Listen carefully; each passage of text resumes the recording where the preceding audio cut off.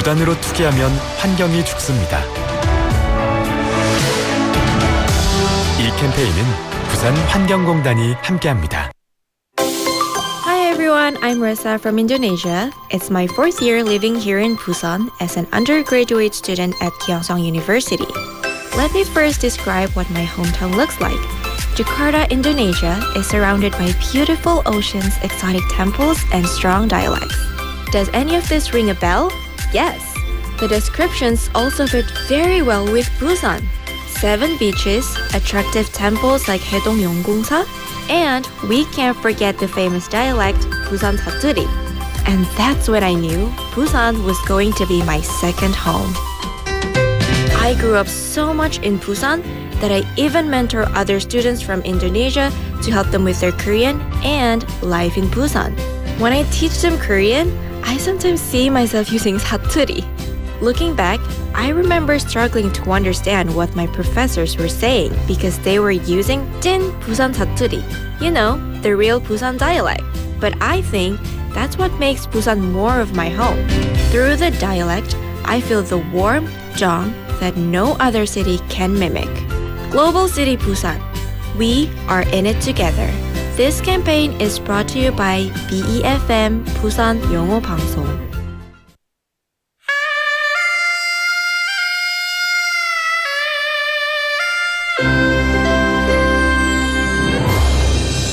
The time is now 7 o'clock.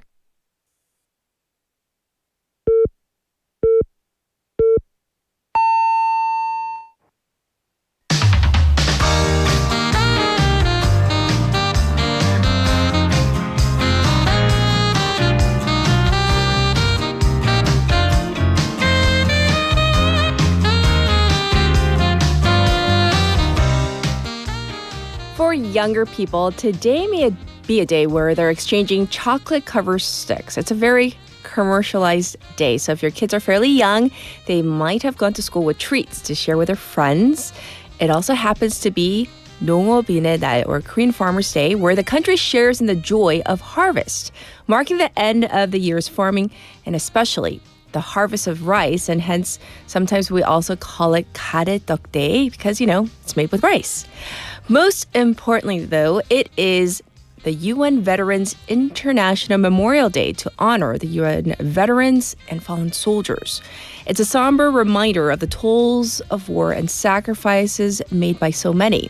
So let's remember them today. I'm Catherine. This is Morning Wave in Busan on Tuesday, November 11th on BEFM 부산 영어 방송.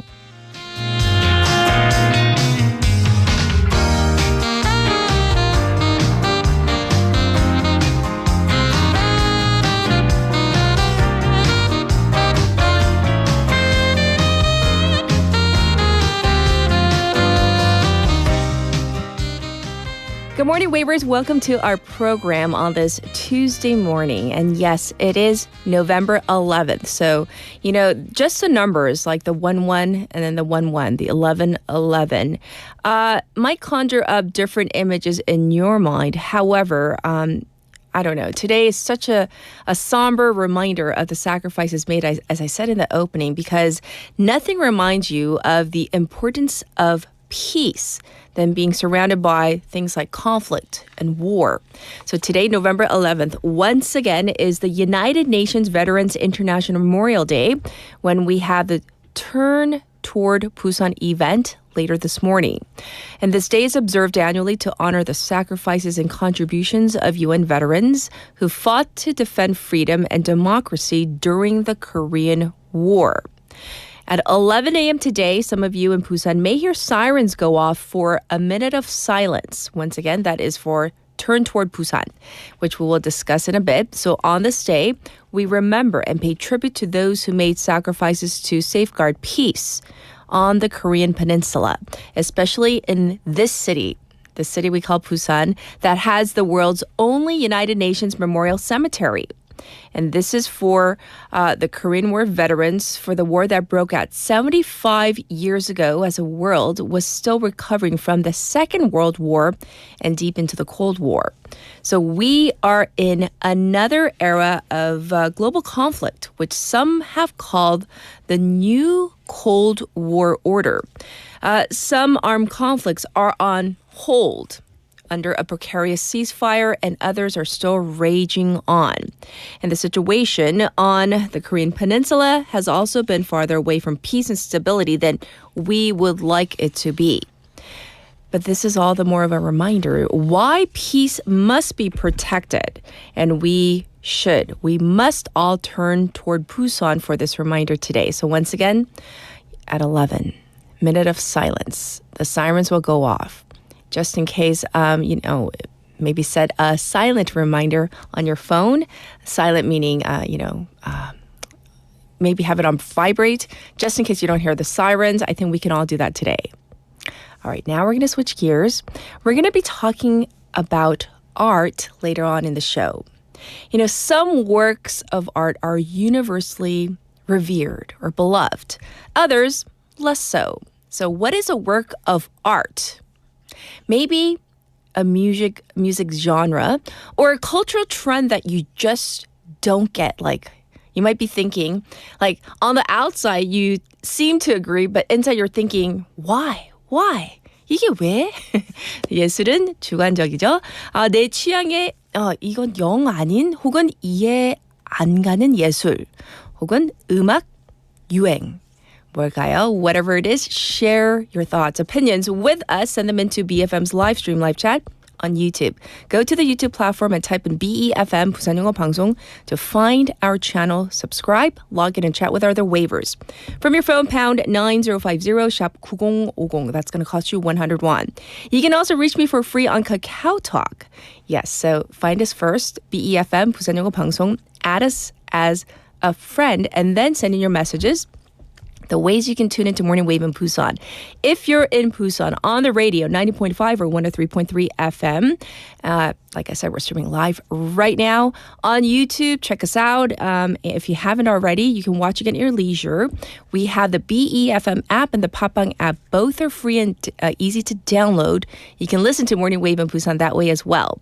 Looking ahead to our morning together. So first up, we have Andrew with Wave Sports. That's in hour number 1. Bonnie with Simply Sustainable in hour number 2. And then we have our special interview. And today, the overall theme is all about the UN veterans, right? Because we're observing it today, UN Veterans International Memorial Day. We're going to speak to an expert and talk about the legacy of the shared sacrifices that UN soldiers made, just veterans in general, during the Korean War. We're going to talk about that in hour number 2. I'll be back with news overview.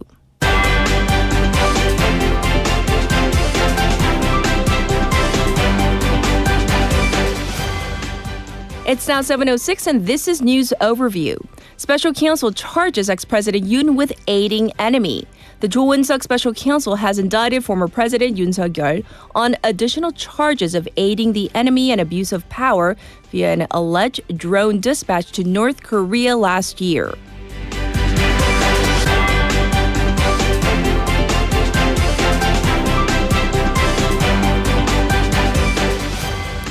National Assembly to vote on arrest approval for Chu Kyung-ho. The Democratic Party, or DP, and the People Power Party, PPP, decided to hold a regular parliamentary session on Thursday to introduce the motion to approve the arrest for ex-PPP floor leader Chu Kyung-ho to be voted on November 27th.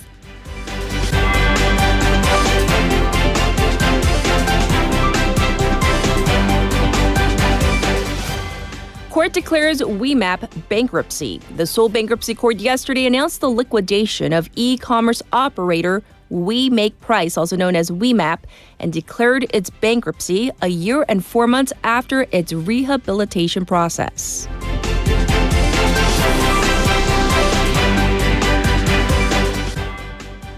China suspends sanctions on Hanwha Ocean affiliates for 1 year. The Chinese Commerce Ministry announced that it will suspend sanctions against 5 U.S.-based subsidiaries of South Korean shipbuilder Hanwha Ocean for 1 year.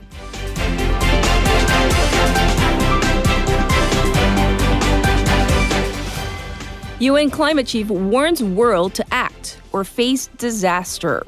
The top official of the UN Framework Convention on Climate Change warned that governments failing to shift to a low-carbon economy will be blamed for famine and conflict and will face economic woes at home at the start of the COP30 climate talks in Brazil. And this was News Overview.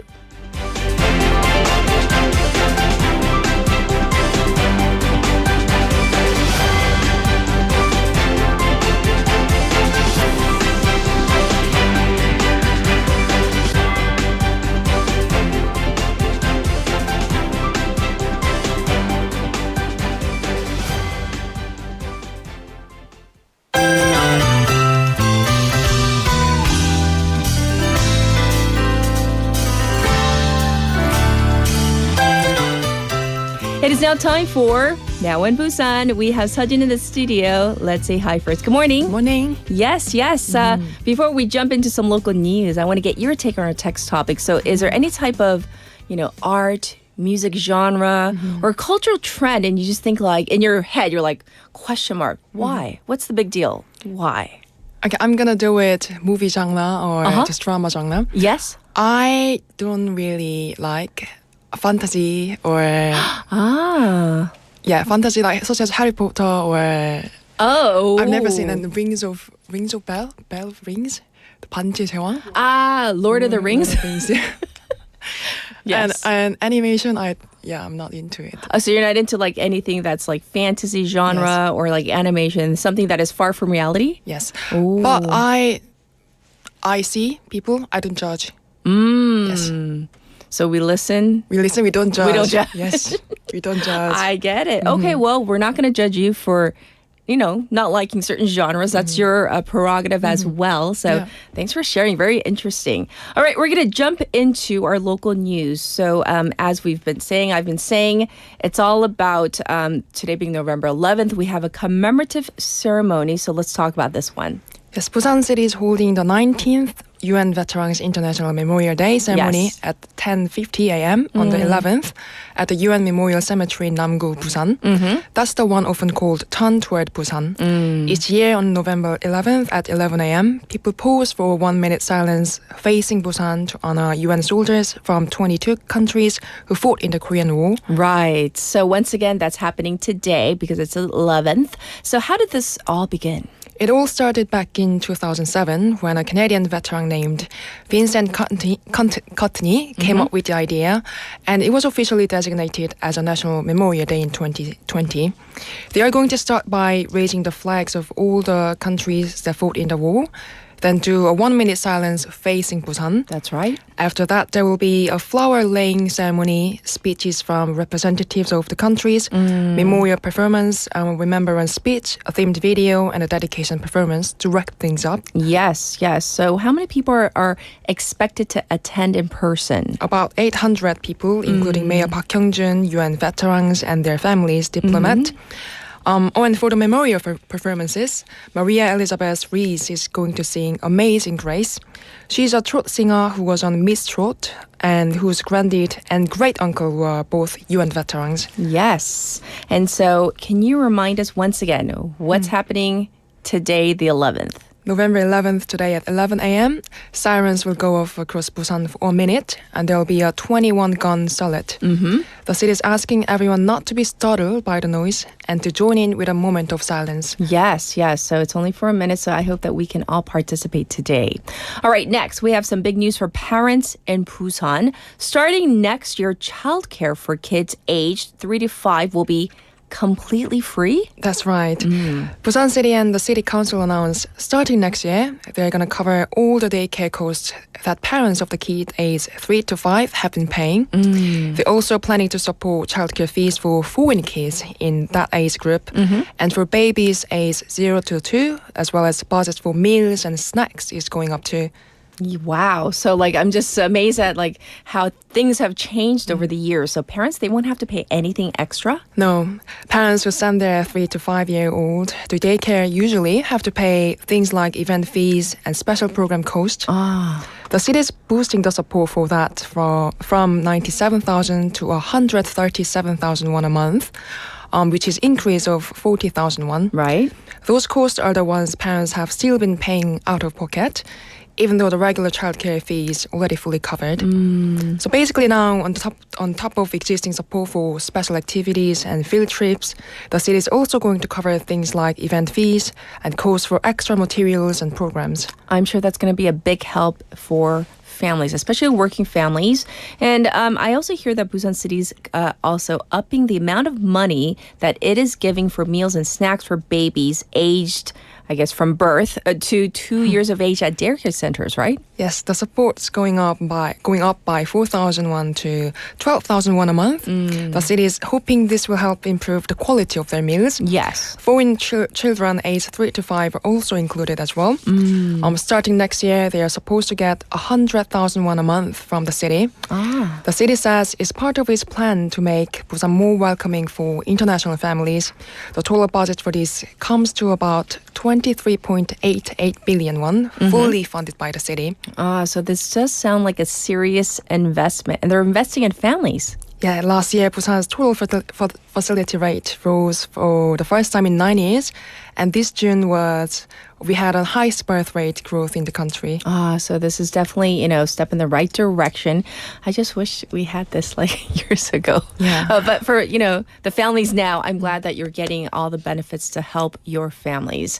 All right, next, a major cross-border fraud case has been uncovered involving fake companies and ghost bank accounts and ties to a Cambodian scam ring. Yes, a group that created fake company accounts under ghost corporations and supplied them to a scam organization in Cambodia has been caught by the police.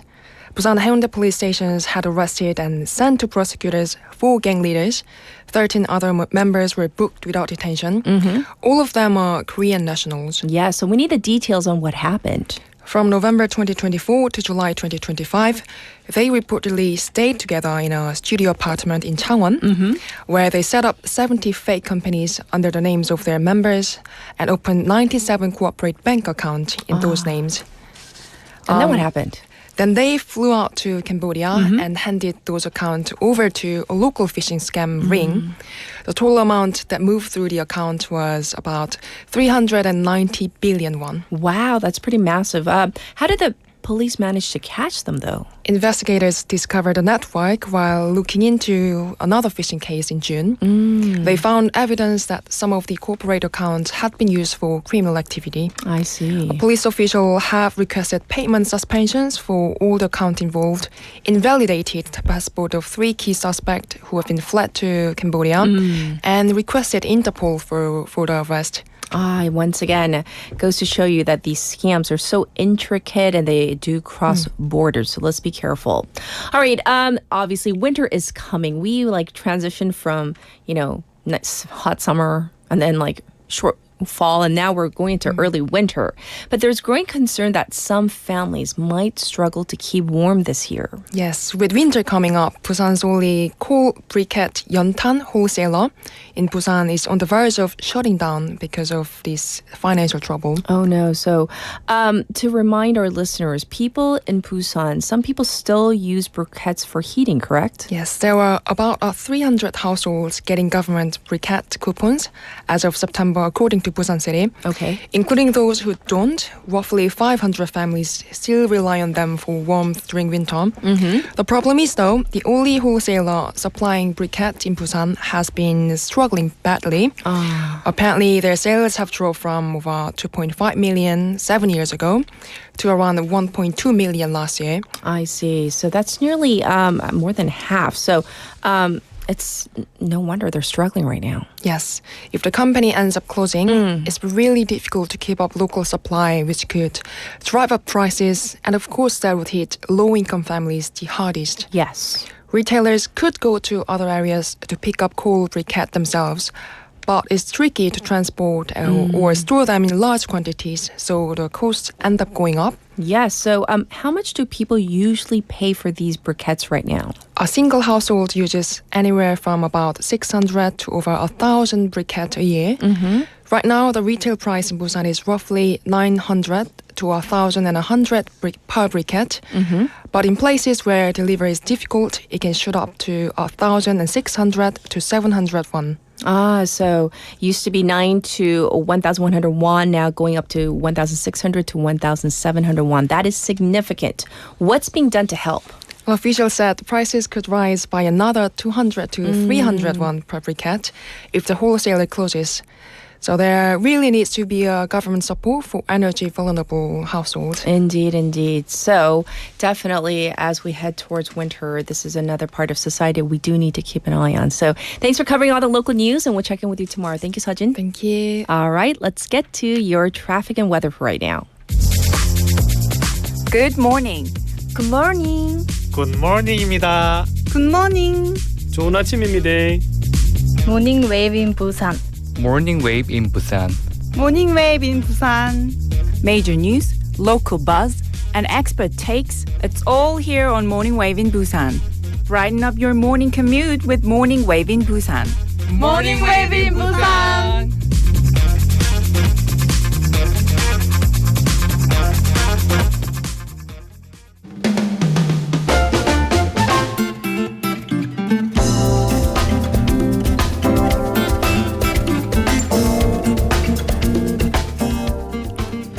Let's get to your traffic report. First up, let's talk about a cargo truck. It has broken down on the Dongso overpass going away from the city. It's been moved out of the way to Jinyang ramp. However, there is still severe backup because of this. Next up, Gwanmun-daero is congested from Pangnam Tunnel to Baekyang Tunnel. It's also backed up on Luno-Samsung-daero from Myeongji Underpass to Shino Bridge. And there is traffic on Mandok-daero from Minam to Mandok intersection. Currently, it is 7 degrees Celsius under partially cloudy skies. It's going to go up to 17 degrees today here in Busan.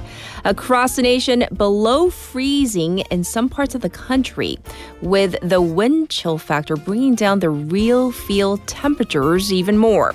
Daytime highs will go up to anywhere between 13 to 18 degrees Celsius, depending, of course, where you are. And yes, let's be aware of these big temperature gaps. This was your traffic and weather.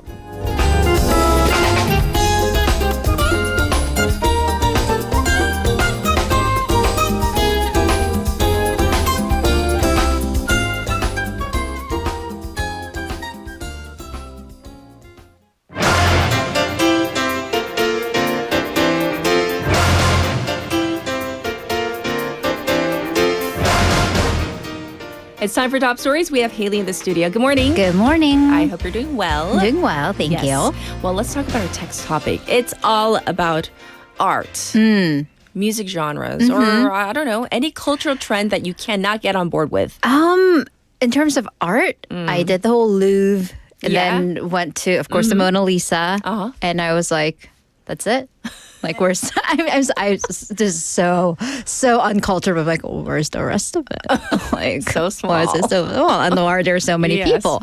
And then music, country is just not a genre that I have ever, had an affinity for. So yeah. I have a very unpopular opinion. Oh, 저는, don't hate me. I'm going out on a limb. I'm getting ready to start writing comments. So ready.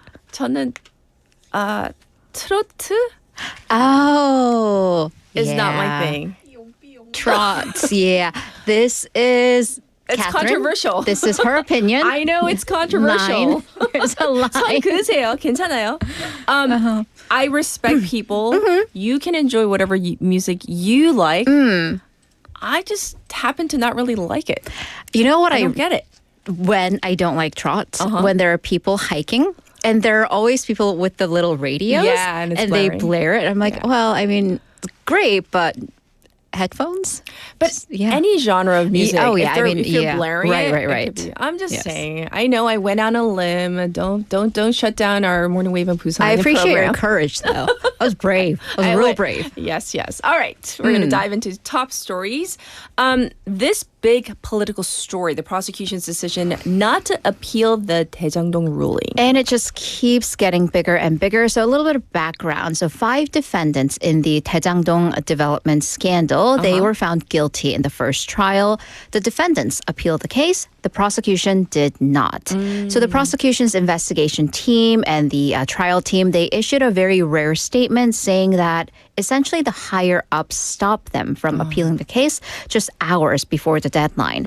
Of course, the political implication is that the president was the mayor of the city when this scandal took place. Right. Also, we've been hearing 2 contradictory statements from the acting prosecutor general and also the chief of the Seoul Central District Prosecution, which was in charge of the case. That's right. And then yesterday, Justice Minister Chung Song-ho spoke on this matter. And he's basically the boss of both of them. So another layer to it. So yes. Minister Chung Song-ho was on his way to work and spoke to reporters.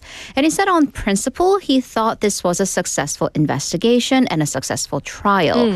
Because according to Chung, the court's verdict was higher than what the prosecution had requested. Right. And this was even beyond the Supreme Court sentencing guidelines. So Chung further said that the ministry did not give directives to the Supreme Prosecution, only expressed all they did was that the prosecutors should make a reasonable judgment based on many different factors.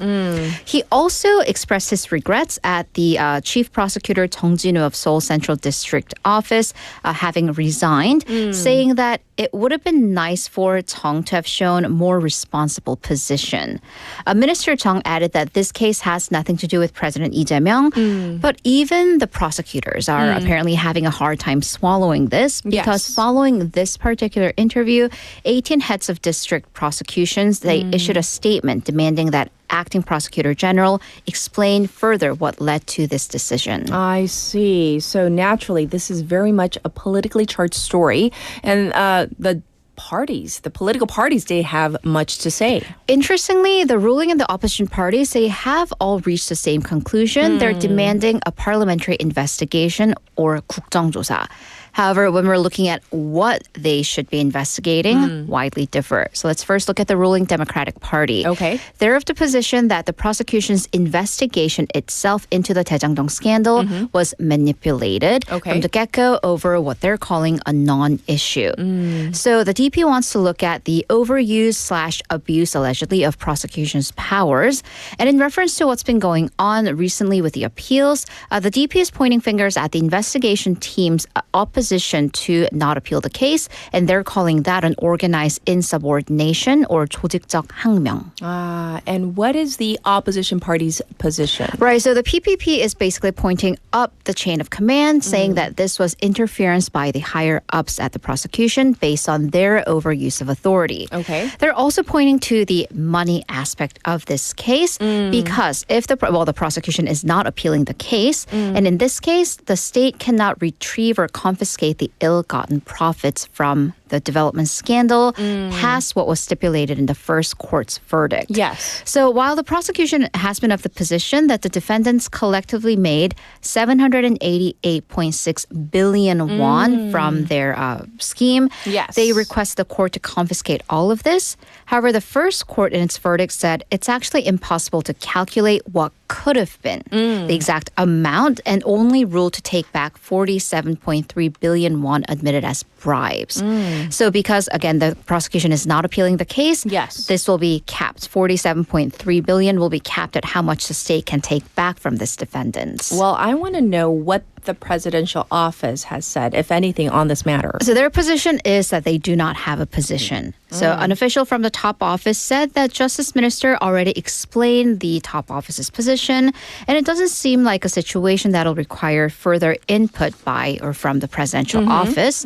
This official also denied, saying that there's no truth to the accusations that the presidential office interfered with the decision to not appeal this case. I see. So different sides, different opinions. I'm sure more will come from this story. In the meantime, we're going to move on to this story. We're seeing reports that North Korea conducted extensive hacking into South Korean devices. Right. So according to a report that was released yesterday, North Korea's cyber attacks have escalated to the point where it might affect our day-to-day lives. Oh. So this is a risk analysis report via Genian Security, marking the first case where a likely North Korean hacker caused actual harm in real life beyond simply just information hacking. I see. So do we have details on this case? We do. So we have a couple of cases from September. On September 5th, a hacker, presumably North Korean, reset a South Korean therapist's cell phone, stole their KakaoTalk profile, and sent malware programs disguised as like a de-stressing program to the clients and the contacts. Okay. On the 15th of the same month, a similar case with North Korean human rights activists. And this is what was completely new about these cases.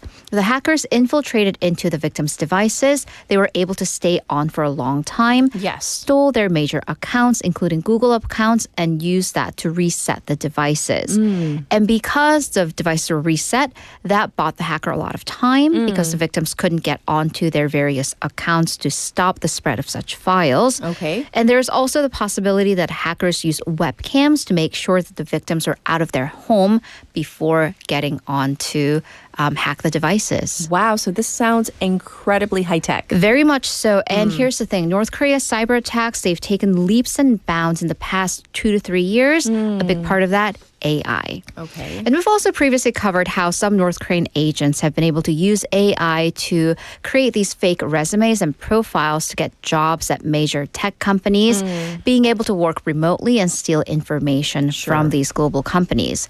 So one expert cited that these offensive techniques have come a long way thanks to AI. However, when it comes to defense, they have remained the same, making it difficult for us to respond to these new cyber threats. I see. Well, thanks for letting us know about this story. In this super aging society, retirement specifically, when a person retires is very much a hot button issue. So let's talk about the latest moves at changing the retirement age. Right. That's because the ruling Democratic Party, with the labor side, they've begun discussions for extending the retirement to the age of 65. I mean, whether you want to work until then is a whole different point. Yes. But this is their argument for extending retirement. Because if the country extends retirement by just 1 year, that'll affect 50,000 people with full-time jobs, help them stay on that position. Okay. Here's the basis. According to the Ministry of Data and Statistics, the workforce sees a sudden drop in full-time positions, 정규직, between the ages of 59 and 60. Makes sense, that being the retirement age, but by 56,000 people. So naturally, the argument, the math is that extending retirement could improve these very stable forms of employment and thus income for seniors. Well, what about the other side of the argument? Right, because there's a finite number of jobs available. Right. So the counter argument is that for every position the companies keep for these senior workers, then fewer younger recruits will be able to make it onto the workforce. I see. So this is a Bank of Korea report from earlier this year. Also estimated that for every increase in seniors working past retirement, there is actually a decrease of up to 1.5 younger workers, because you can probably imagine the salary gaps there. Right. Not only that, there's another issue with the polarization, because a majority of corporations in South Korea, they do not have a retirement system, specifically 4 out of 5 companies. So as you might expect, then the companies that give job security until the age of 60, mostly larger corporations. Right. So some experts raise concerns, therefore, that the additional extension of the retirement system could lead to a polarization where those in the top companies will have job security, wage security until 65, right. while others in the smaller to mid-sized companies wouldn't. Again, though, we do live in an era where you might expect one to live until the age of 100. Yes. So South Korean society is getting older and older, so the need for these discussions definitely urgent. Indeed. All right. We're going to go to the U.S. for a final story where the government shutdown may be nearing its end. Right. So that's because a handful, specifically 8 Democrats, have struck an agreement with Republicans on day 40 of the longest U.S. government shutdown. So what is this? This is a stopgap or a temporary deal. Will fund the government till January. Yes. So it'll also reverse firings of federal workers and provide back pay for all federal workers who have been working without pay. And then also extending the Affordable Care Act subsidies for Americans. So that's healthcare. Yes. Interestingly, of course, these Democratic senators are voting against the party line. They're either all moderates or looking at retirement, which might afford them the ability to do this. But this is, of course, fueled rage within the Democratic Party. However, according to, I'm citing CNN, a vote is expected soon. The Senate is expected to begin voting this afternoon local time, so within just about an hour. So we'll have more updates for you. All right. Well, thank you for giving us the very latest. And of course, we'll check in with you in hour number 2. Thank you. See you in a bit. We're ready for our first song break. 푸르게 by Daybreak.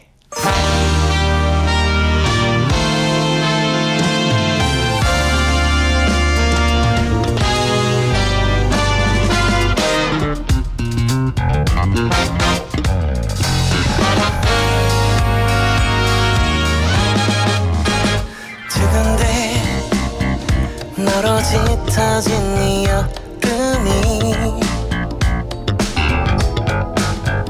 짜릿해 너의 찬란한 미소 속에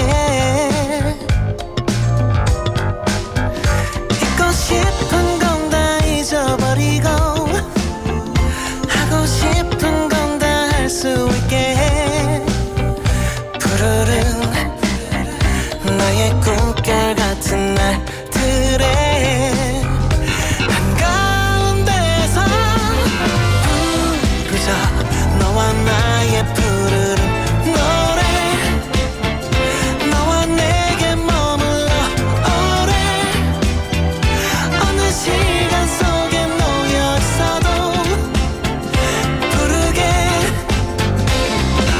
이토록 많고 많은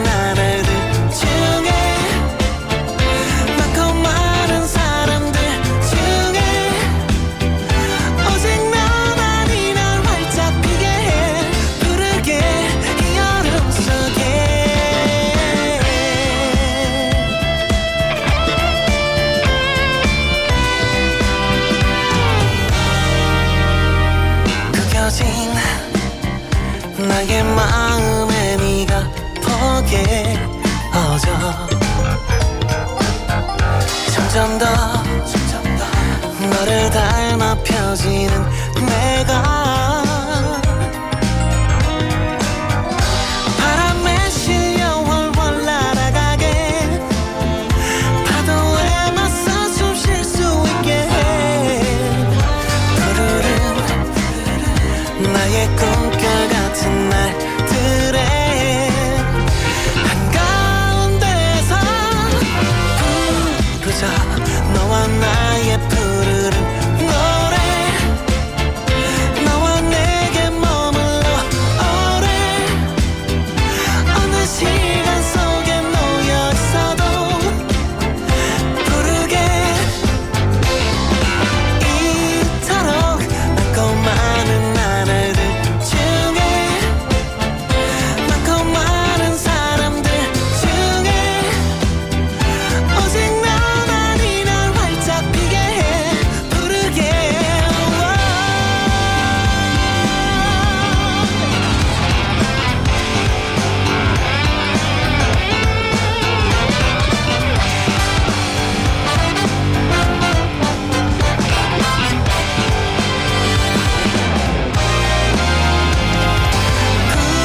부르자 너와 나의 푸르른 노래 너와 내게 머물러 오래 어느 시간 속에 놓여 있어도 부르게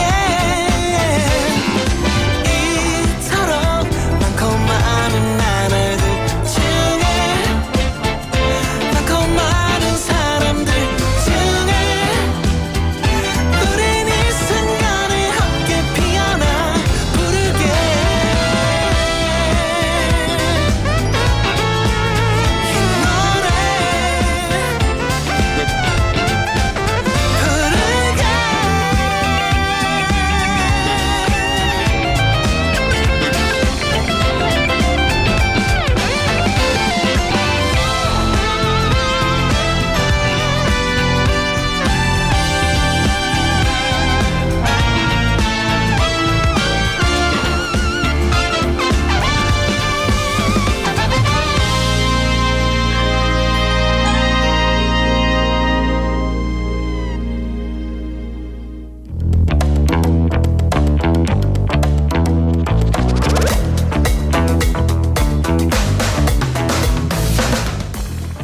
Guess who's here? Sports.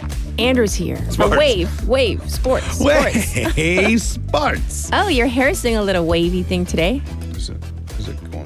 I don't know. I just have my helmet on, so it's like.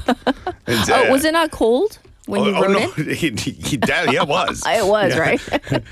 I'm not gonna sit here and go, I'm from Canada And this isn't cold. the cold weather in Korea is nothing. I used to walk to school uphill both ways with no shoes And and snow, 3 right? feet of snow.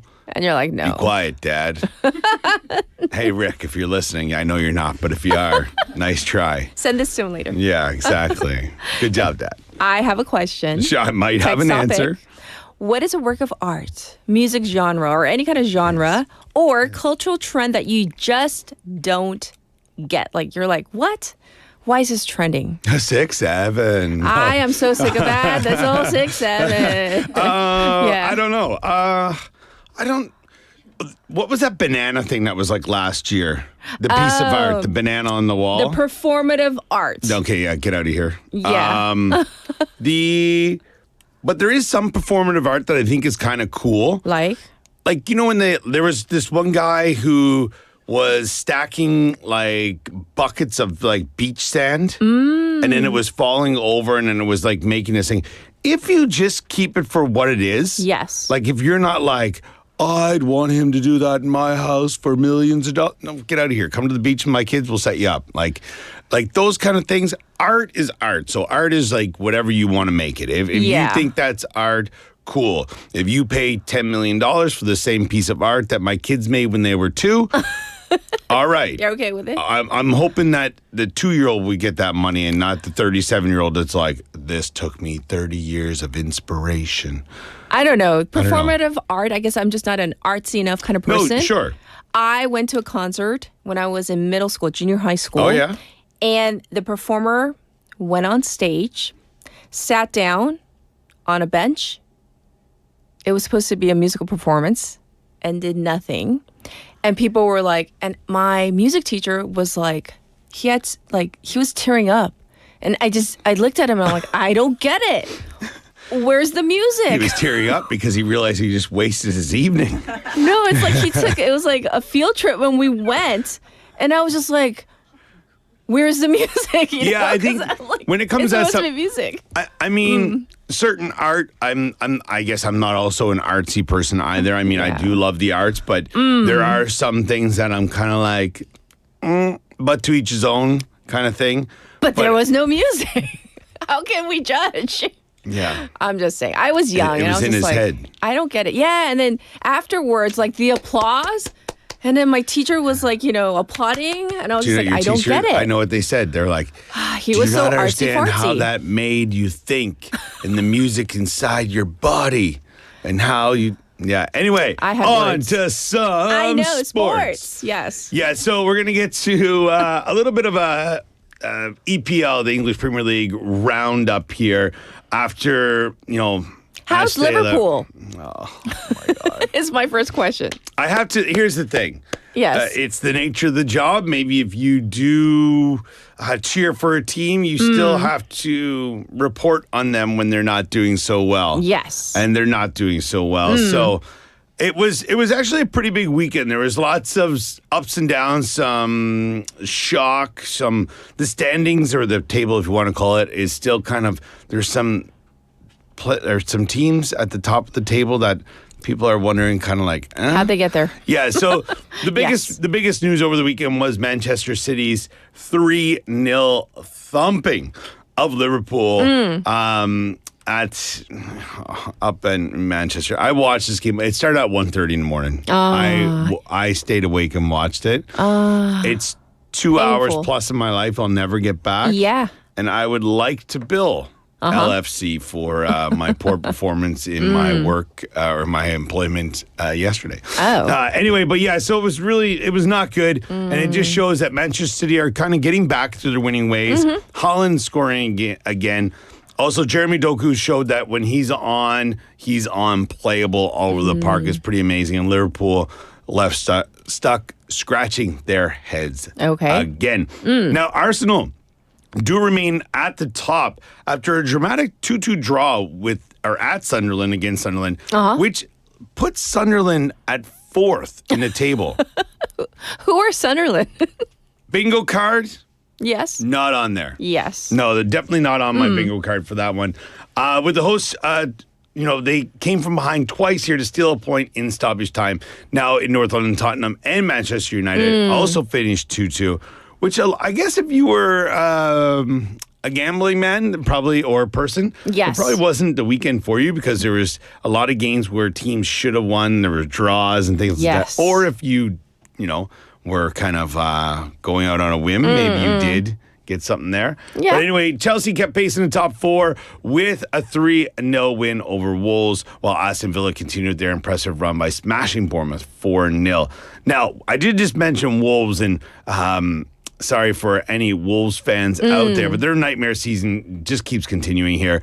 Winless and sitting on just 2 points after 11 matches. That is terrible. Yeah, I mean, I thought Liverpool were doing bad. Relegation time. Exactly. Yeah. So, they're right at the bottom. Burnley, West Ham, and Nottingham Forest also remain in the relegation zone despite spirited performances. Now, Brentford actually kind of came back from... they've been up and down. They're all over the place the past little bit with a 3-1 win over Newcastle. Yes. And a bunch of other stuff going on. But I do have to give our listeners a little heads up. Yes. The Korean national team, the Taeguk Warriors, will host Bolivia at 8 p.m. on Friday night at the Daejeon World Cup Stadium. And then we'll take on Ghana at 8 p.m. on next Tuesday, obviously, at the Seoul World Cup Stadium. Now, these are just friendlies. They have already qualified for the World Cup. That's right. But, the manager is looking to not just only work out his squad, but I think, the testing stage is over here. You need wins. You need some momentum going into the World Cup. If not, I don't know how many people have a lot of backing for the team. You need a solid, 11. No more experimenting. No, I guess, if there's some injuries, there are a couple of injuries right now where players, they don't want to push anything, with the K-League season coming to a close very soon. And some teams are, looking to push towards, maybe staying out of the relegation zone and stuff like that. So, okay. But other than that, the European players, they got a whole season ahead of themselves. So, So we're going to move away from soccer and move on to baseball. But not, we already talked about the World Series. Yeah. The Dodgers winning. We already talked about that last week. Yeah, I was actually going to talk a little bit about Korea. They had some friendlies themselves in baseball against Czechia. They won both those. And I thought I was going to talk about that today. And then the MLB said, hold my drink. Yeah. Here we go. There's a scandal. So there is a scandal, another betting scandal. Federal prosecutors in Brooklyn have indicted Emmanuel Claes and Luis Ortiz on multiple counts, including wire fraud conspiracy, money laundering conspiracy, and conspiracy to influence sporting contests by bribery. Ugh. A mouthful right there. Now, the indictment claims Claes began the scheme in May of 2023. So this isn't like it was just happening yesterday. Right. And we were talking about the NBA not so long ago. Sure. And that's been going on for a while with some of these guys, so we're not really sure. Now, the thing here is people are kind of wondering, how was this happening? Were they just paying them off and they were throwing a bad game? Sure. No, they were kind of doing it so it was a bit nonchalant in this sense that, these things happen in a game anyway. For example, like bets on specific pitches. And these were specific pitches at the start of an inning. All right? So balls in the dirt, so they'd be a ball. Also, if they were balls slower than, I think it was 94 miles per hour, which, typically are balls that people can hit. Yes. Things like that. So there are these prop bets are the ones that are influencing a lot of this. And it was the same in the NBA.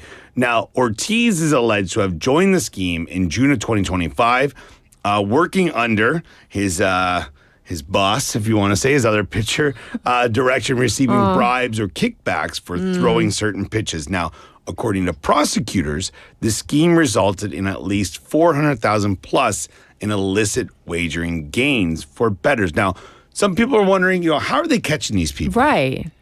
Sometimes there are some whistleblowers. Okay. People let them know.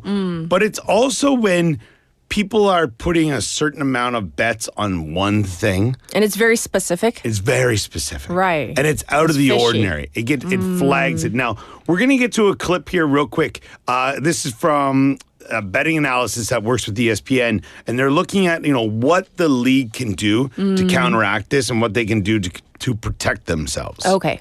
These players, if they're doing this, are violating the policy. Now, what the leagues can do is talk to the sports books, and they can discuss what type of bets they think are the most vulnerable to manipulation. In these cases, these were bets on the Major League Baseball or the bets on first pitches and whether they'd be a ball or a strike, or in some cases, whether they would be faster or slower than 95 miles an hour, for example. So maybe they'll look at these bets, talk to the sports books, and say, you know what? We think these are ripe for vulnerable to be manipulated, and we'd like to remove them.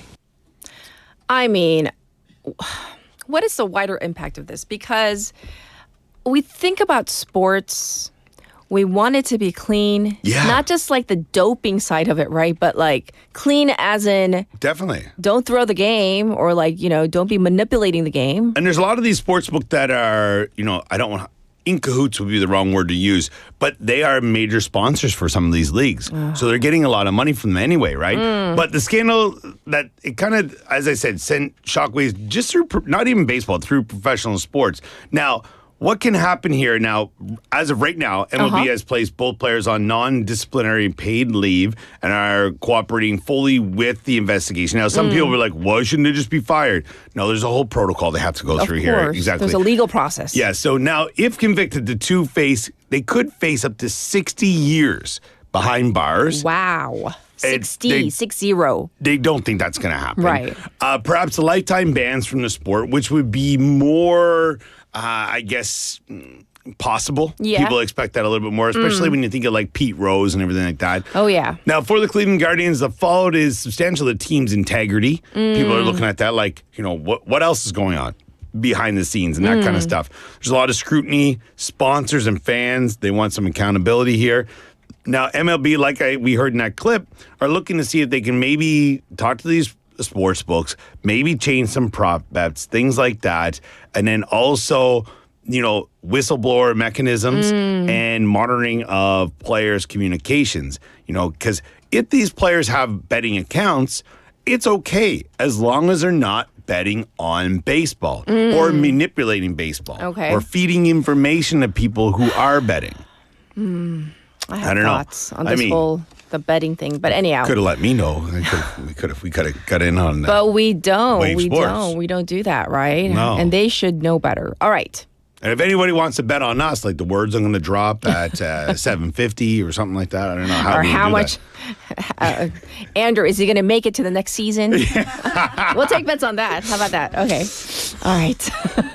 It's a tough one. Tough one. I haven't heard much from you from the ice. What's going on with the NHL season? Yeah, there's been some reasons why. Okay. It's because I'm still a bit hesitant to talk about this because my Montreal Canadiens are doing phenomenally. Oh. All right. So in the Eastern Conference, the Montreal Canadiens are at the top. They're kind of tied with the Carolina Hurricanes and the New Jersey Devils with 22 points each. This is after about 15 to 16 games. There's some teams that have played a few more, obviously.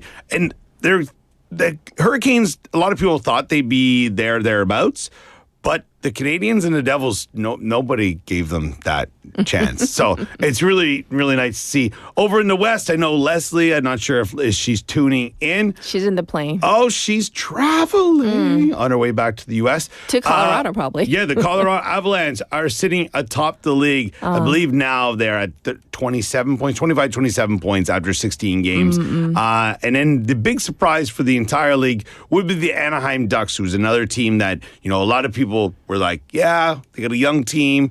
They're coming along a bit. Hopefully they'll do okay. They're right there in second place. Yes. And an absolute, gem to watch because they're young. They don't care. They just want to play. In other hockey news, Alexander Ovechkin. Now, if you can remember, we had been talking about him last season for breaking Wayne Gretzky's all-time goal-scoring record at 894. He scored 895. He hit the 900 goal mark. Obviously, something that's never been done. Yes. Again, people never thought Gretzky's record would ever be broken. True. And a lot of people say this is, an accolade that he'll have for the rest of his life, and that probably no one will touch. But we'll have to wait and see. All right. Yes. Well, we're going to call it a wrap for Wave Sports and Andrew for who knows how long, but at least he'll be back next week. So, bye. Mustache. Yes, it's Movember. Yeah. All right. We're going to get to our final song for hour number 1. This is a song request from Benny 예술이야 by Sai. Is that correct? Did I say correct? All right. We'll be back at 8. 너와 나 둘이 정신없이 가는 곳 정처없이 가는 곳 정해지지 않은 곳 거기서 우리 서로를 재워주고 서로를 깨워주고 서로를 채워주고 Excuse me 잠시만 아직까진 우린 남하지만 조만간 중독성을 자랑하는 장난감 지금 이 느낌적인 느낌이 통하는 느낌 녹아버린 아이스크림 지금의 우리에게는 꿈이야 너와 나 둘이서 추는 춤이야 기분은 미친 듯이 예술이야 우웨오 우웨오 우웨오 하늘을 날아가는 기분이야 죽어도 상관없는 지금이야 심장은 터질 듯이 예술이야 우웨오 우웨오 우웨오 예술이야 예술이야 예술이야 이런 날이 올 줄이야 예술이야 예술이야 우웨오 우웨오 우웨오 너와 나 둘이 밤새 잔을 부딪혀 밤새 뺨을 부비며 밤새도록 둘이서 눈이 점점 풀린다 리도 따라 풀린다 끌린다 너에 대한 수수께끼가 풀린다 지금 이 춤에 너의 가빠진 숨에 수줍음에 You know what I mean 지금의 우리에게는 꿈이야 너와 나 둘이서 추는 춤이야 기분은 미친 듯이 예술이야 우웨오 우웨오 우웨오 하늘을 날아가는 기분이야 죽어도 상관없는 지금이야 심장은 터질 듯이 예술이야 우웨오 우웨오 우웨오 여기서 우리 같은 것을 즐기고 같은 것을 느끼고 웃다가 흐느끼고 아가씨 만나기 전에 난 건달 미녀 만나기 전엔 야수였던 날 바꿔버렸어 내가 찾던 사람 너였어 예술이었어 지금이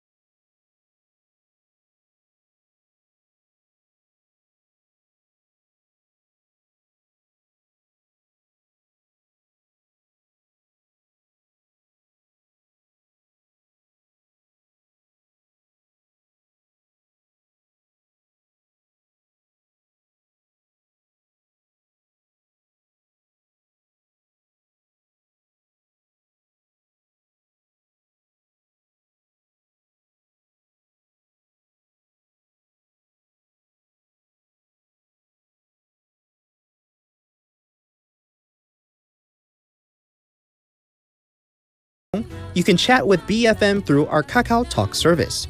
You can share your messages and photos through Kakao Talk, and you can easily become BFM's Kakao friend by searching BFM through the Find a Friend option.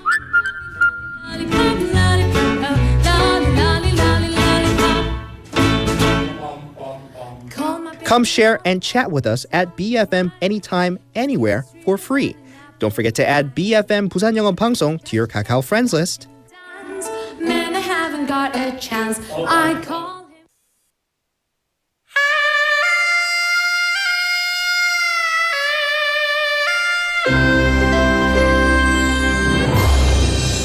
him. The time is now 8 o'clock.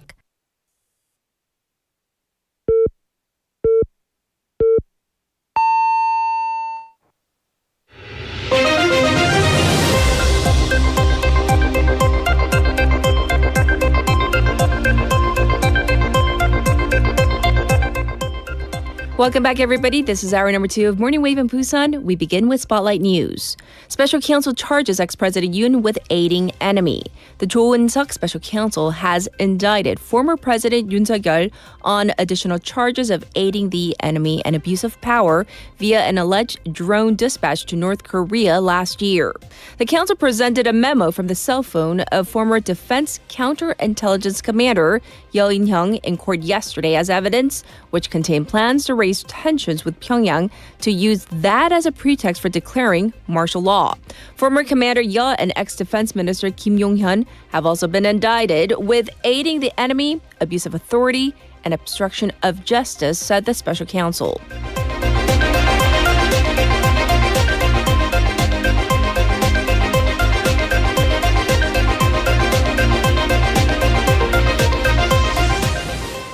National Assembly to vote on arrest approval for Chu Kyung-ho. The Democratic Party, DP, and the People Power Party, PPP, decided to hold a regular parliamentary session on Thursday to introduce the motion to approve the arrest for ex-PPP floor leader Chu Kyung-ho to be voted on November 27th.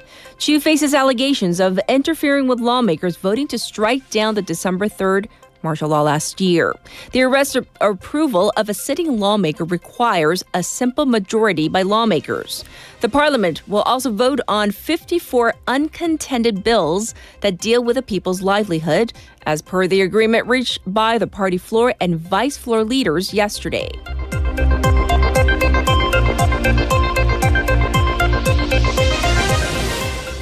Court declares WeMap bankruptcy. The Seoul Bankruptcy Court yesterday announced the liquidation of e-commerce operator WeMakePrice or WeMap and declared its bankruptcy a year and 4 months after its rehabilitation process. WeMap entered court-led rehabilitation proceedings on July of last year with sister company Timon following liquidity issues, but had struggled to find a buyer. Industry insiders estimate that WeMap's bankruptcy will affect some 108,000 people, and their financial damage is estimated at 580 billion won.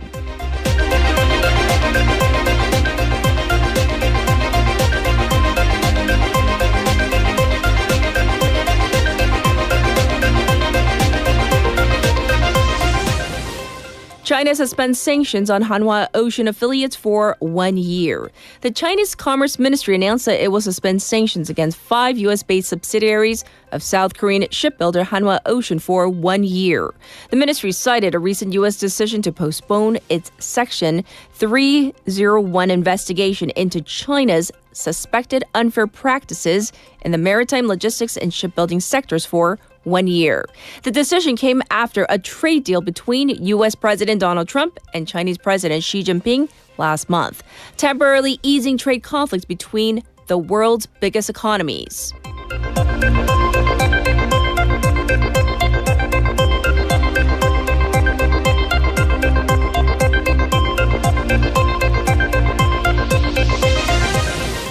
UN climate chief warns world to act or face disaster. The top official of the UN Framework Convention on Climate Change warned that governments failing to shift to a low-carbon economy will be blamed for famine and conflict and will face economic woes at home at the start of the COP30 climate talks in Brazil. The summit was officially declared open hours ago, with the U.S. notably absent, as host nation Brazil has insisted that the summit will be the COP of implementation. The 2-week discussion will focus on reducing greenhouse gas emissions, setting a path for the transition away from fossil fuels, and providing the finance needed to protect poor countries against extreme weather. And this was Spotlight News.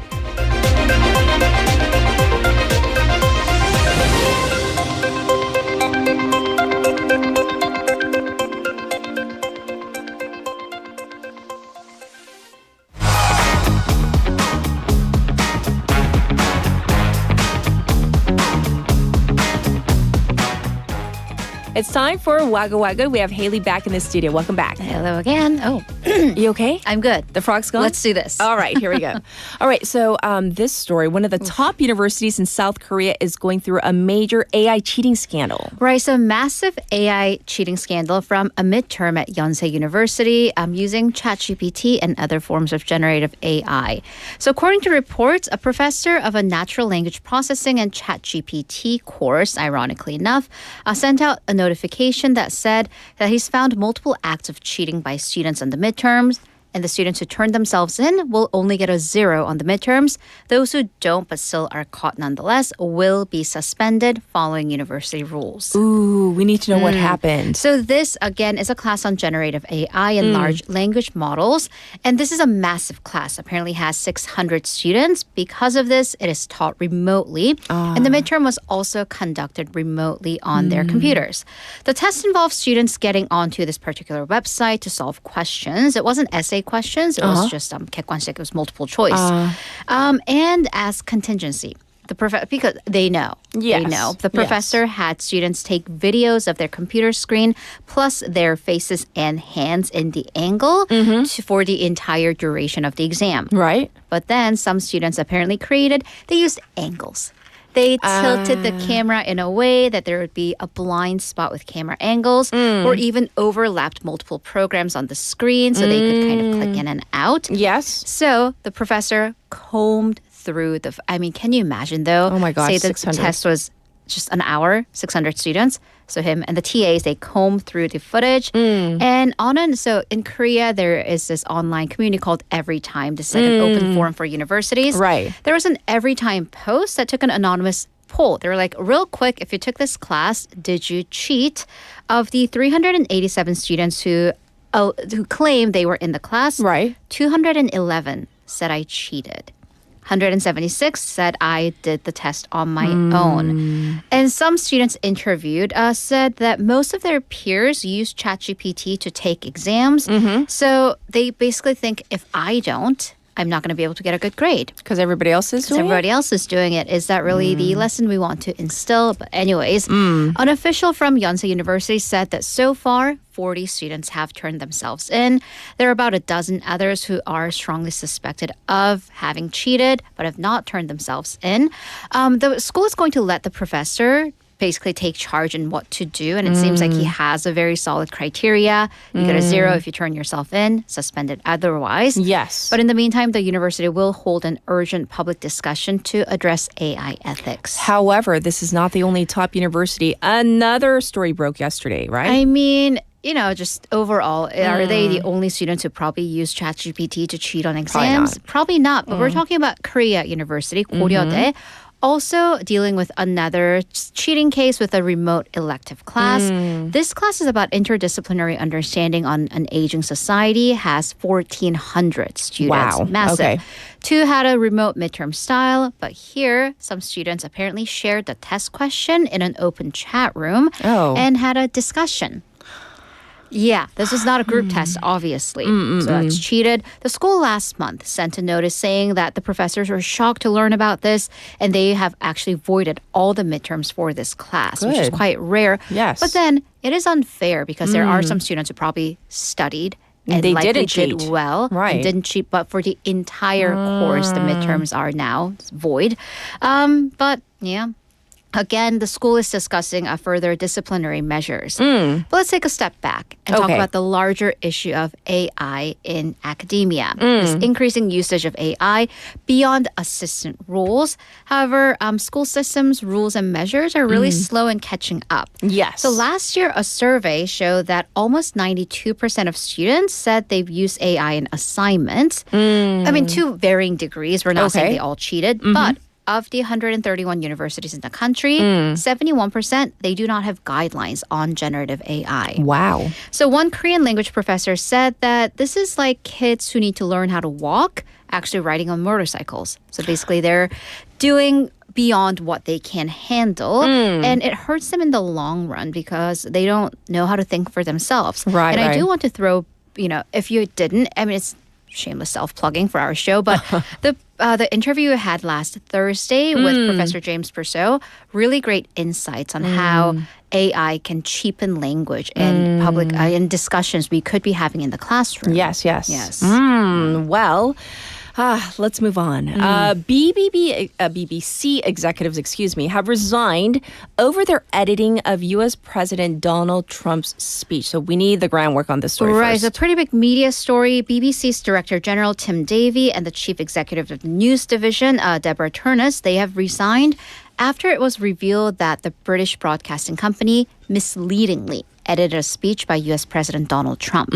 So what speech? This was from January 6th, back in 2021, right before the insurrection of the U.S. Capitol. Right. So Telegraph, another outlet, they published a leaked internal memo where an advisor to the BBC revealed that last year the company had broadcast a doctored, meaning edited speech by Trump, making it seem like that the president had encouraged the rioters to go to Capitol Hill and that he was going to walk with them to fight like Hades. Right. So what did President Trump say? What did he actually say? Right. So going back to that January 6th speech from 2021, he said that we're going to walk down to the Capitol and we're going to cheer on our brave senators and congressmen and women. So he didn't actually say, I'm going to go there and riot with you and fight. Right. So coming back to now, after these resignations have happened, President Trump welcomed the news of the resignations and thanked the Telegraph for exposing the corruption. And he said this was a terrible thing for democracy. Also, the allegations led to the White House press secretary, Caroline Leavitt, to basically blast BBC as what she said, 100% fake news and a propaganda machine. In a note to the staff on Sunday afternoon local time, Davie said that his resignation was entirely his decision. As Director General, they're taking ultimate responsibility. This might not be ending, though, because President Trump said, or his lawyer said, that they're considering suing BBC for at least $1 billion unless they actually retract the entirety of the documentary this clip came out in. I see. But, even if one part of any documentary or news segment is altered or doctored, I don't know. Can people trust that source? It casts doubt on the right? credibility of the entire, not only the documentary, but the company as well. Of course, yes. All right, for our final story, this is all about arts and how it's being received, in the eye of the beholder. And this is actually a local story from an art park that's underway in Igide, the coastal cliffs. Yes. So this part of that is called the Yetdor Street, or the Old Stone Street. So the city has been working on this project to turn Igide, the coastal cliff area, into a world-class artistic park. Okay. And part one of the three-phase project is this located in Orikdo Park, so one end. So the Old Stone Street will feature 65 pieces of stone relics, sculptures, and monuments from Yetdor Cultural Foundation, and they've retrieved this back from Japan. Okay. So historically significant. So many of these are rock sculptures that have served as like guardians of aristocratic tombs, guardian stones, and sculptures for villages and temples. Okay. They're meaningful again because they were stolen out of the country during the occupation period or maybe sold out, but they were purchased or retrieved by the director of this foundation and donated to Busan City. Okay, so it seems meaningful. But some people are not fans of the statues themselves. Is that what it is? The problem is that these are decades, if not hundreds. Take a look. Oh, if you're on our YouTube page, yes. Yes. On our YouTube page, they are dark, mossy rock figures. And, if you imagine, because there's a big apartment complex that overlooks the Orikdo area in the dark. with the lights. Yes, okay. you can imagine a bit of an eerie vibe. Yes. So comments by the residents, they've been a bit on the negative side. So the foundation, for its part, said what they heard from Busan City was that you could see Japan from that park. You can on a clear day. Yes. So therefore, they made donations of statues and monuments retrieved from Japan. So, aesthetics aside, they do serve historical meaning. So yes, once again, in the eye of the beholder, I guess. Well, thank you for going over all the Wagley stories, and we'll check in with you tomorrow. Thank you, Haley. Have a great day. All right. It is now time for your updated traffic and weather.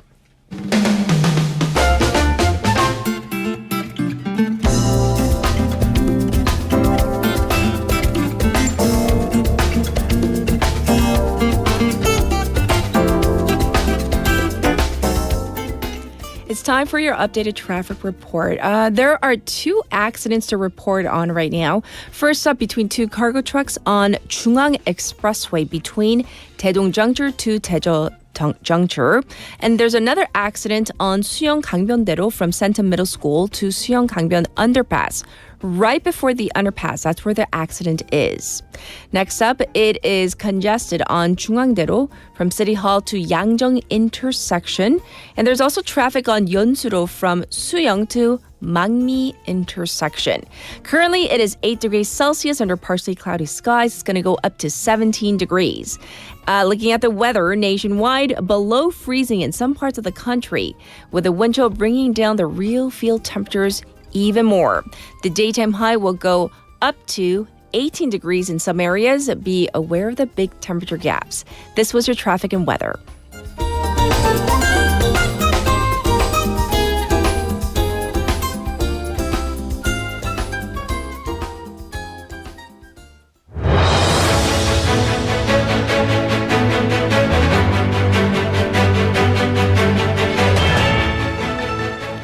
It's time for a special interview. As I said in the opening, November 11th is observed as the UN Veterans International Memorial Day. This is a day to honor the soldiers from around the world who fought under the United Nations flag during the Korean War. And this year, veterans and their families from 14 nations have traveled to Korea to take part in commemorative events in Busan and also Seoul. The day serves not only as a remembrance of sacrifice, but also as a reminder of the enduring bonds of international solidarity that emerged from the war. So with this interview, we're going to take a look back on the historical meaning of the UN's participation in the Korean War and how the legacy of that shared sacrifice continues to shape our world today. We've invited to the airwaves Professor Mitchell Lerner, Professor of History and Director of the East Asian Studies Center at The Ohio State University. Let's say hi. Welcome to the program, Professor. Good morning. Thank you for having me on. Absolutely. So first, if you could briefly explain the meaning of November 11th and what kind of themes or ceremonies might be commonly observed on a day like this. Yeah, so this is one of those holidays that has many names. Here in the U.S., it's Veterans Day. Other nations call it Armistice Day or Remembrance Day. But whatever it's called, it's a day devoted to honoring military service and veterans of all types. So here in the U.S., we also have Memorial Day, which honors those who fought and died. This is a date to honor everybody who served their country. Yes. November 11th was chosen, by the way, because the World War I ended on November 11th at 11 a.m. So that's when we have set aside this date. In the U.S., it's a big federal holiday. Government closes, banks, schools, the whole thing. My wife's a teacher. She's actually working. But more important is where you are, right? Where it is International Memorial Day for UN Korean War veterans. It's an annual day of remembrance for UN forces from the 22 UN countries who participated in the Korean War. Yes. It started back in 2007, officially recognized in 2020. And the idea is that the people of South Korea and the people across the globe turn towards Busan and recognize the sacrifices that were made during the Korean War. Thank you for explaining the backdrop, the overview. The Korean War was the first instance in which the United Nations took collective military action, from what I understand. So how would you interpret the historical significance of that decision? It's really one of the most significant moments, I think, in 20th century international relations. And that's for a couple of reasons. So first, just in terms of international relations and the U.S. and the UN, this marks the start of the Cold War, right? So World War II ends in 1945, and Americans and lots of people around the globe were kind of skeptical about this alleged communist menace. Most people World War II ended, the Great Depression ended. We just wanted life to go back to normal. Yes. And so there's opposition to defense spending and to getting involved in wars and conflicts across the world. And then this surprise attack by North Korea on June 25th, 1950, convinced the American people and convinced people across the globe that this threat was real and that the U.S. and its allies, working in partnership with the United Nations, needed to act to resist the spread of communism, first in Korea and then everywhere else that it might come up. So just in that sort of global Cold War sense, it mattered. But it also really mattered for the United Nations. This was the moment that cemented the UN as an organization that was willing and able to act militarily against aggression, right? The UN Security Council, as soon as the war begins, authorizes the creation of the United Nations Military Command, which leads the fighting in the Korean War, but also establishes kind of a network of alliances and military command and communications that stays throughout the Cold War. And then it also marked the UN as an organization that could provide international relief in times of emergency, right? The UN in the Korean War created UNCRA, the United Nations Korean Rehabilitation Agency, right? That relief and reconstruction. So it really was that moment that cemented both the Cold War and the standing of the United Nations for the next half century. And when we look at how the UN intervention shaped the course and the outcome of the Korean War, what would you say to that, Professor? It changed everything. I mean, this is a critical moment in Korean history, in world history, in UN history. Right, South Korean forces are caught off guard by the North Korean offensive, quickly pushed back to Busan. But within 2 weeks of the attack, the United Nations Security Council passes resolutions 82, 83, 84, condemns the North Korean attack, calls for resistance, empowers the United States to lead the effort to fight back. Right, 16 countries will send troops, 22 over will send some kind of aid. And it turns the tide of the battle, drives North Korea back across the 38th parallel, and it really just it changes the fate of the liberal democratic alliance across the globe. Yes, yes. And so when we talk about the UN Memorial Cemetery here in Busan, we're, by the way, so proud that, we are, we have this in our city, and it's often described as a sacred ground. From a historical perspective, what do you think makes this site so significant in understanding, history and also the legacy of the Korean War? It's incredibly important, and I hope that the people there are proud. They should be proud. It's a special place full of special meaning. It is, to my knowledge, the only cemetery in the world that's an official UN cemetery. Right.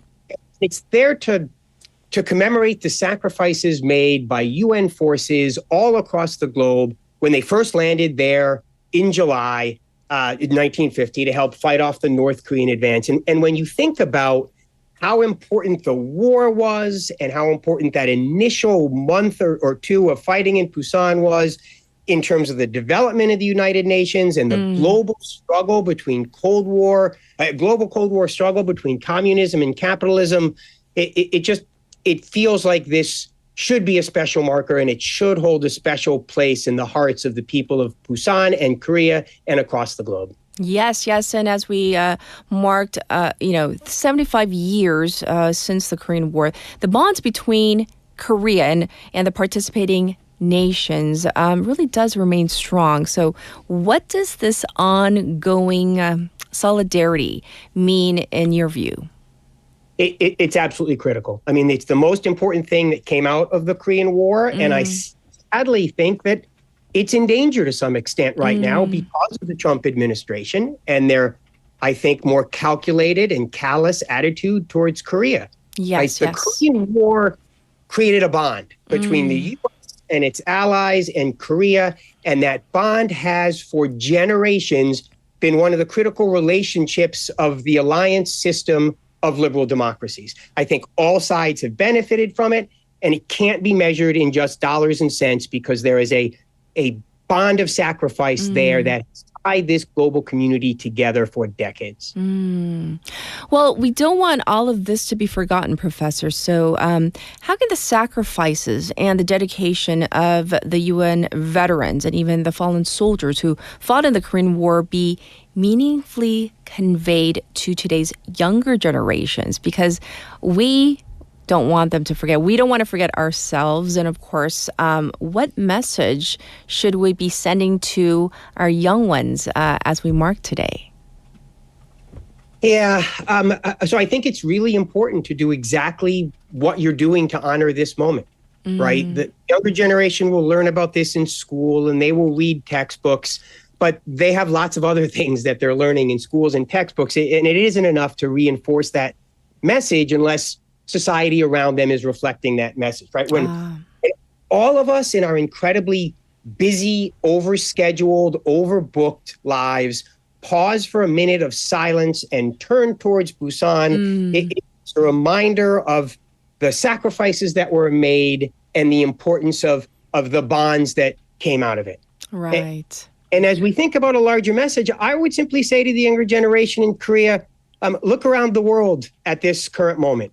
Right? Look at Russia and Ukraine. Look at the rise of right-wing authoritarianism across the globe. Look at Argentina. Look at India. Look at Hungary. Look at this rising threat to this liberal democratic alliance. And just remember, this day should stand as a reminder that it's important that we all stand up and are willing to make the necessary sacrifices to preserve the democratic system. Well, thank you so much for succinctly explaining the significance of today and, of course, the ongoing bonds between Korea and the participating nations as well. Thanks for joining us on this very meaningful day, Professor. Well, thank you for having me. It was an honor to be here. Absolutely. Once again, this was Professor Mitchell Lerner. And I do want to remind our listeners once again, 11 a.m. today, there will be sirens, and you might hear them, so don't be alarmed or startled. Turn toward Busan. This is indeed an official event, and we're, like the professor said, we are absolutely proud that we have the only UN, memorial cemetery here in Busan. So let's, participate today. Moment of silence at 11 a.m. And with that, we're going to take a short break. This is Lovely Day by Bill Withers.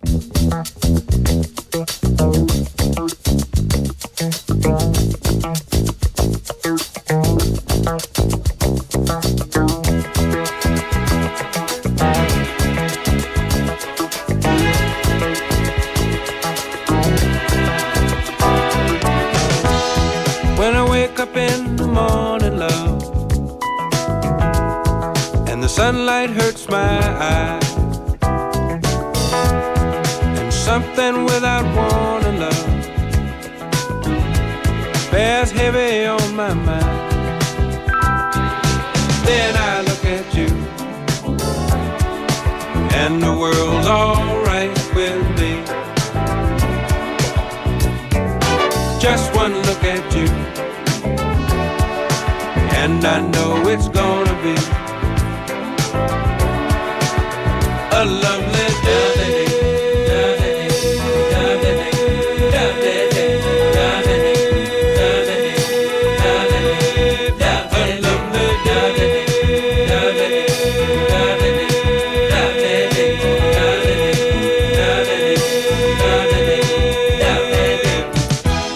When the day that lies ahead of me seems impossible to face, someone else instead of me seems to know the way. Then I look at you, and the world's all right with me. Just one look at you, and I know it's gonna be a lovely day.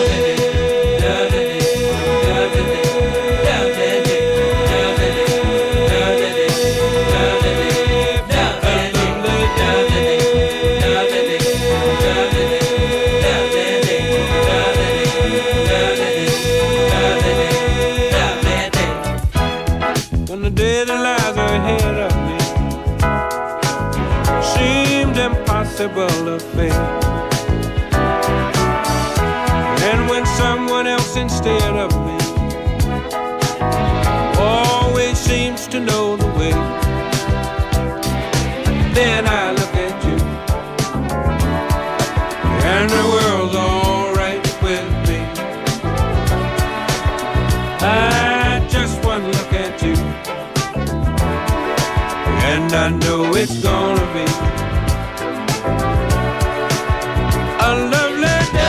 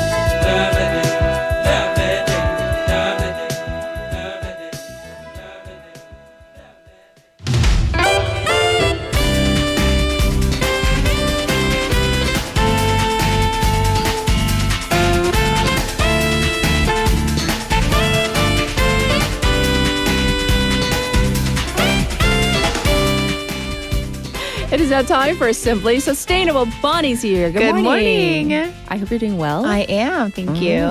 I do want to ask you our text topic. Yes. So, is there like a work of art or maybe a certain music genre or even in like a movie genre or cultural trend and you think to yourself, I just don't get it. What's like the big deal? Why are people on board with this? Oh, yes. So I'm actually a lover of all music, like really all across genres. I usually like everything. Yes. But one I just can't get with is tech. There's a type of techno that is like deep or dark or night or something like that, techno. And it's just like this repetitive beat. And I have a friend that really is into this music. And I've tried several times to get with it. And it's like got no words. You know, it's just like a like continuous. And I cannot understand. It's like one of those things where you think, is everybody else hearing the same thing that I'm hearing? Like, am I not hearing what everybody else is hearing? What is not matching here? Yeah. But I do know it's very popular and a lot of young people like this kind of music. Right. I just don't understand the repetitive beats with no lyrics, no words. Just a repetitive beat. Yeah. Like for hours. They listen to it for Interesting. hours. Right. You know what trend, a fashion trend that I'm glad is like over? Yeah. It's actually for men, but for a while, their pants are like really short and kind of really tight. Oh, I actually saw someone wearing pants like that yesterday. And I was, I'll be the fashion police today. So my whole thing was like, when did that become trendy? Yeah. Where, like, you know what, like the really, even like, going to work, but they're like tight and kind of short. And I'd be like, where's the flood? But, I'm kind of glad that trend is fading a It's bit. not all the way over because I did see somebody. You saw somebody yesterday? I noticed it. I was like, those pants are so tight and so short. And I thought, the first thought that came to my head, isn't he uncomfortable? Because I feel uncomfortable. I'm looking uncomfortable. At you. I don't even like wearing tight pants like that. Yeah. And they're like jeans too. So I just kept thinking, aren't those? It was in the subway. And I just kept thinking, man, he must be so, why is it that he's wearing those? Like skinny jeans. Like, is it a fashion thing? Because it can't be a comfort thing. Definitely. I don't think so. I would. Yeah. I would like to think it's not comfortable. But we're gonna jump into Simply Sustainable. Yes. So what do you have? Okay, so I have to warn, I always maybe come with a little bit of doom gloom, but there's hope at the end of the tunnel. I've got some good news at the end, but I'm going to start off. Okay. So we're just going to be talking about the surge of storms going on because I'm sure you guys have seen a lot in the news, and especially during this time of year, lots of news on hurricanes, typhoons, lots of storms, lots of rainfall, lots of wetness, flooding. So recently, Typhoon Foong Wang has caused nearly, I think, right now, the last number I saw was 1.4 million people to be displaced and evacuated in the Philippines. And it came with winds at 185 kilometers per hour and gusts of 230 kilometers per hour. That is mind-boggling. I can't even super strong, imagine. Right? Yes. Yeah. And so this comes just after they were hit by an earlier storm, Karmegi, which left 204 people dead and 100 are still missing. So they got hit with one storm, then immediately into the other, which also that later Typhoon Foong Wang made it so all the rescue aid that was coming in had to be halted and paused because they had another thing coming. So they just got hit one thing after another. So more than 200 millimeters of rain was forecast in parts of Luzon, which was kind of hit the most. That was where the eye of the storm hit them. Yes. And even though that didn't cause too many casualties, it did cause severe flooding and landslides. Landslides cause a lot of devastation. That's if you've ever been witness to it or have seen what it can do, because especially, for us too, we're near a lot of mountains.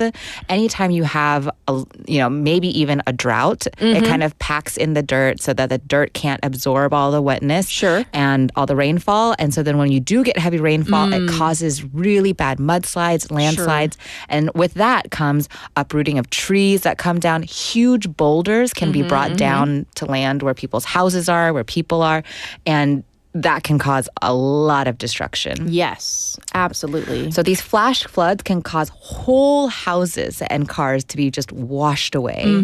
So it makes it really hard, even if, like I said, there aren't a lot of casualties, which is great, of course, but for people to go back to their normal way of life is very difficult. And especially when whole towns have been kind of wiped away, all these people need a place to go, they need food, they need shelter, they need water, they need aid. So just because natural disasters might not hit wherever you are living, it does affect you because, as always, we're a global economy. We're so interconnected with each other. And so, these places, there are certain places that are kind of hit more than others. Yes. The Philippines being one of them because it's in that tropical cyclone area. Sure. So they're prone to many, many different cyclones, hurricanes, all that kind of stuff. But climate change makes those storms more intense and much more dangerous. So what does that mean? Because yes, we get it, the general idea, and of course some of you may be seeing photos of the devastation in the aftermath of this double whammy basically of two storms, right? Definitely. And it's not just like the Philippines. Like I said, there's so many other storms that are going on.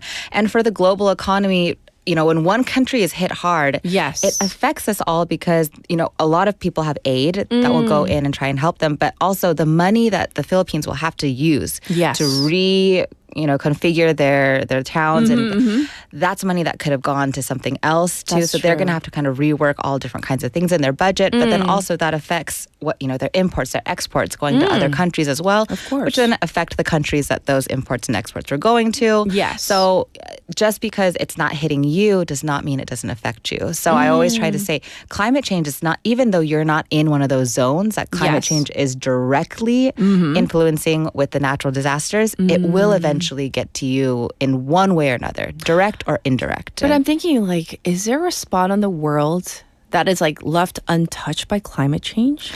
Definitely not. I would think not. I mean, maybe just not as severe. No, yes. Or not as direct. Direct, yeah. Yes, definitely. And you might not see it directly, like, with your own eyes. Yes. But even us, everyone talks about the changing weather and like the weird weather. Oh, this is not normal. It is not normal for a reason, right? And so I always say there's a lot of conveniences that we have in this modern world. But with those conveniences, we have also sacrificed something because with all the conveniences comes, climate change is getting worse and worse. But with that, the changing of weather, and weather is something that we cannot really control, right? All these natural disasters that come, you can prepare as much as you can. Sure. But when they hit, it can be way worse than you could have ever predicted. Right. And one of the things that you can do is just kind of flee, like go away. But then when you come back, you have no house. The businesses are all gone. So that recuperation time, that recovery time, that's really critical and sometimes can last up to years. Yes. We see lots of parts of California that are still rebuilding, that are still kind of trying to get their feet back on. And businesses especially, if that was your business, you have no way of living. So, this, and like I said, money, if you think about it in an economic way, all that money going to rebuild these places, that could have gone to other things and other people in need. That's true. So, we need to start thinking about this in a global way. And it's very tragic to see these events on the news, but also it will affect us in some way. And climate, in a lot of way, I've said this before too, affects people's livelihoods and jobs. Yes. Even just in the summer, if you look at all the times that, the tourists that come into Busan, if the weather is not great, people are not going to want to come, and that affects the tourism, that affects all the businesses. So climate change is causing places to get wetter and more dangerous, and 2024 has been one of the worst years of downpours due to climate change. Okay. So these rising temperatures, a little science bit, because the temperatures are rising, we have more moisture in the skies. Sure. When there's more moisture in the skies, that kind of acts as fuel to the fire for really dangerous storms. So like I said, storms are natural, right? These things are something that happens in the natural world, but climate change is causing them to be just more dangerous and on a more intense level. Right. So to give you an idea of how intense these storms can be, 6 inches of moving water can sweep a person off of their feet. So if you are just standing, only 6 inches of water when it's rushing can actually knock you off. Now, just twice that amount can lift a car and carry it away. And if you've seen, any videos of floods, those cars, they're just going by. They look like, it could be like a cardboard box or something. Yes. They're just rushing by. Floating on by. And with that, they can obviously run into people, run into houses, all different kinds of things. So lots of destruction. And like I said, Philippines was not the only place that got hit like this. In October of this year, Spain's deadliest natural disaster in more than 50 years hit Valencia. And the floodwaters were so strong, they ripped the clothes off of people. I mean, can you imagine that? I mean, you're in this natural disaster and literally fighting for your life, and your clothes are getting ripped off because of how strong the floodwaters are. Yes, that's how intense they can be. And this is something, like I said, it's really hard to prepare for that. I know for storms, you can put tape on the windows so the glass doesn't shatter all over the place. Right. You can put sandbags down, but if the water is intense and the downpour is really high, there's really nothing else that you can do. Once you're in those conditions, you cannot all of a sudden just kind of get out of them. And it's so unpredictable. Of course, you have the weather forecast. Yes. And the meteorologist saying goodness, they think it's a forecast, though. They think it's going to be this much. But it could be much worse. Oh, yeah. And you think like, okay, well, we can, as they literally say, weather the storm. Yes. Brave it out. And then you realize like maybe when it's too late, like, oh, I should have evacuated, but it just was much worse than you thought. Oh, yeah. And we've actually seen the opposite be true as well, where some predictions have come out where things are going to be really bad, really intense. Everybody needs to evacuate, and then they don't end up being as bad as well. Yes. So the weather, we can predict it as much as we can, and there are a lot of people that are trying to predict as well, but the weather is very unpredictable. It's one of those things that we ourselves as humans, we are kind of controlling because, we're doing a lot of things that affect the weather, but we ourselves cannot control it. We can't be like, okay, we're going to turn the volume down a little bit on this one, and we're going to make sure. No, we cannot do that. Right. So we also saw Hurricane Melissa, which was hit in Jamaica as a Category 5 storm with some of the fastest and strongest winds ever recorded. Right. And this left towns completely destroyed. So we've been seeing all of these hurricanes and storms affecting all these different places around the world. And of course, a lot of different countries are sending aid as much as we can, but it's still going to be a long road ahead for full recovery. That's right. And so what do you want to talk about? Maybe the positive angle. I know you mentioned... So that was the doom gloom part. Okay, doom gloom is over, everybody. Okay. Now the hope, the light at the end of the tunnel. Well, so all of this climate change, I do we're all part of it. We all make decisions. There's big companies and stuff, oil, all very responsible for what's going on. So there are some people, though, doing some work to get ahead of that, and Korea has made the news with this one. So new Korean national law will turn parking lots into solar power farms. Really? So this just went into effect, and starting this month, parking lots in Korea that have more than 80 spaces will be required to install solar canopies and carports. And we have a photo. Yeah, I think this is so wonderful. What a great idea. Who came up with this? Yeah, and it's not just new lots that will be built. Right. So all existing lots will have to change configuration to meet these standards as well. Okay. So this will also create lots of jobs. So great for the economy in that way, and put more renewable energy into the grid. And it's moving in that direction as Korea has been trying to kind of go towards that new renewable energy source. So this is going to really ramp that up.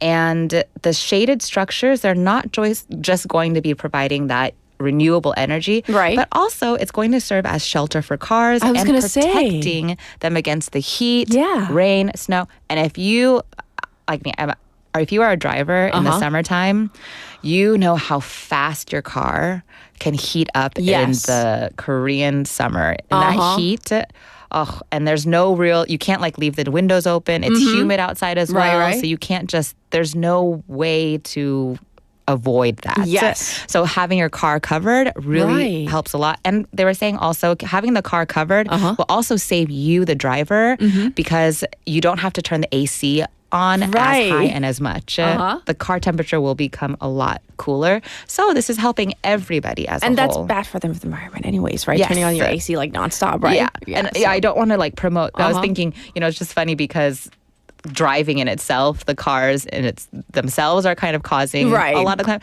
But this is kind of a way to maybe balance it out a little bit. And it is a step in the right direction. It is. Because we're maximizing that land use for efficiency. Because parking lots, we know, take up so much space. Right. And nowadays, so many more people are driving.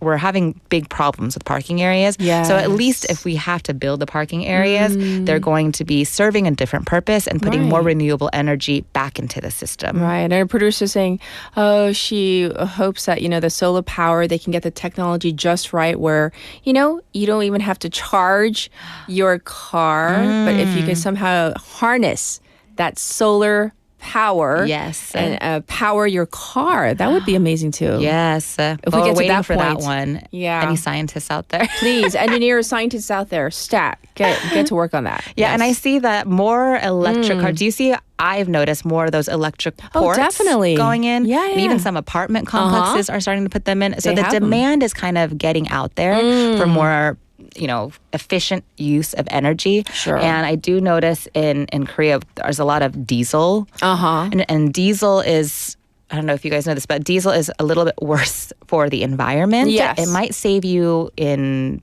money on filling up your car. But it's worse. But it's worse for the environment. So if, Korea can move also not just trying to create this renewable energy, but how is it that we can kind of change our habits? And if we are going to be driving, how can it be more, planet friendly, eco-friendly? And going electric obviously is one of those ways. So if the demand is out there, then, companies will follow. Yes. So it's an example that we can always look to that if people are out there demanding, okay, we're going to actually look for more renewable sources of energy like electric, then people will car companies will look at that and try to make more electric as like the forefront of their technology. Right. So a lot of companies will start to change that. So hopefully in the future we see not only more solar going around, not just the carports, but maybe also for businesses, for houses even, or I guess not houses, apartments.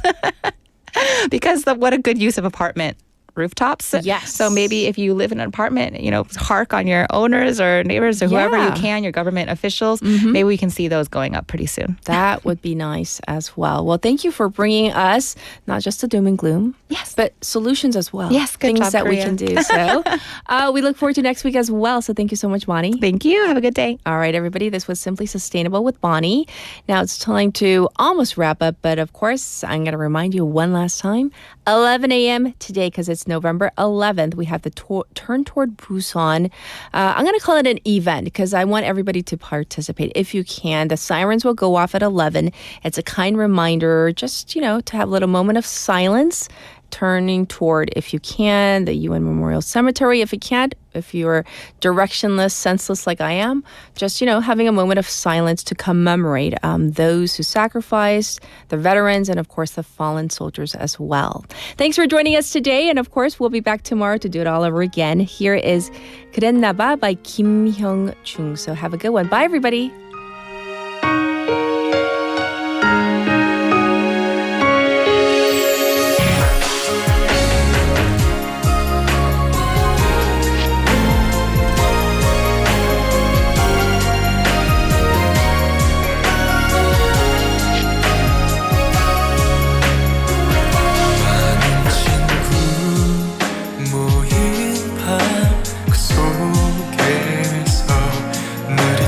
자리에 네가 가끔 보이지 않을 때 내가 좋아했던 너의 향기를 맡으면 혹시 네가 아닐까 고개를 돌려 널 찾을 때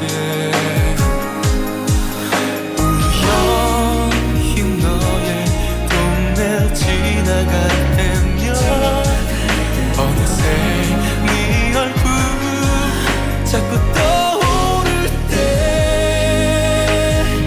그랬나봐 나 널 좋아하나봐 하루하루 네 생각만 나는 걸 널 보고 싶다고 잘할 수 있다고 전화를 걸고 싶었는데 그게 잘 안 돼 바보처럼